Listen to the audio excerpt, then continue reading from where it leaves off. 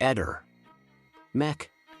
Pallister. Noi non facciamo gossip, ma partiamo da quegli elementi in base ai quali un GIP ha indicato alla procura ben 25 punti di indagine che la procura avrebbe chiuso senza dire quando e perché Liliana Resinovic è morta.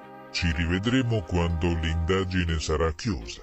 Questa è una morte equivoca e sospetta, per la quale non ci sono elementi tabù. Tutto va utilizzato, compreso e valutato per arrivare a una verità non ancora scritta. Loro hanno un fragile e inconsistente suicidio mentre, di contro, noi abbiamo dimostrato in modo costante che ci sono più ombre che luci nella vicenda. La medicina legale va letta unitamente con tutti gli altri elementi dell'indagine perché la scienza senza i fatti è aria fritta. Ehi, non dimenticare di iscriverti a questo canale.